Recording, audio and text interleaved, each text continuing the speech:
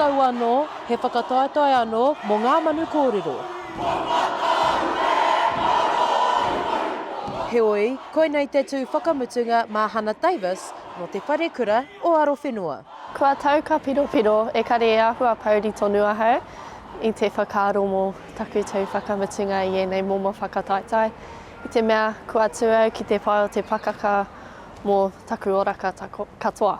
Hui a mai ngā mata ngā kanohi o ngā kura tuarua me ngā wharekura o Ōtākou me Murihiku ki te whakataetae-ā-rohe o Ngā Manu Kōrero. Koinei te wā, mā enei rangatahi ki te pāho atu I a rātou whakaaro e pāna ki ngā take o te wā.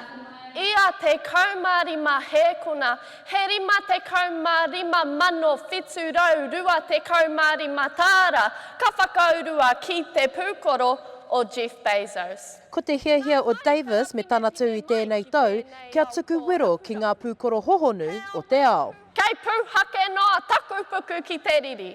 Kei pūhake noa o koutou puku ki te kai hāneanea.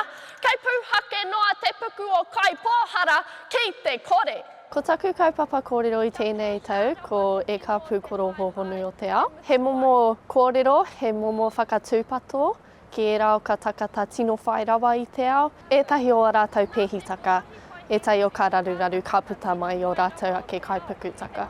Neke atu I te rima tau a Davis e tuku ana I ana whakaaro. Kamatu, ko whai hua ia I ēnei mahi. Whiti tua whiti arara, nea te rangi e tū I hōnei. Pēnei I tana tūranga hei me mapare mata rangatahi o te taitonga. He tino āwhina tēnei momo mahi, te mahi tūtaka tū hoki, te whakaritea iau anō kia tū ki te wharepāre mata me ra momo tāututu tautohe I waikanui I ka takata katoa. Ia hau e kōrero ana, he whā te kaumawaru, ka tamaiti poho kore I te ao. I mate. Aha koa tō te wā o Davis ki runga I te whatārangi, he kōrero whakamutunga ki te hunga e hiahia ana ki te tū. Kia kaha, kia maia, e kia ka tiritiri o te moana, kururaki. Hei āpōpō ka puta mai ngā whakataunga o te whakataetae nei, ātai hoake ka kite me nā ka riro a Davis I te mana nui. Shakayla Andrews-Alapaki, Tahu News.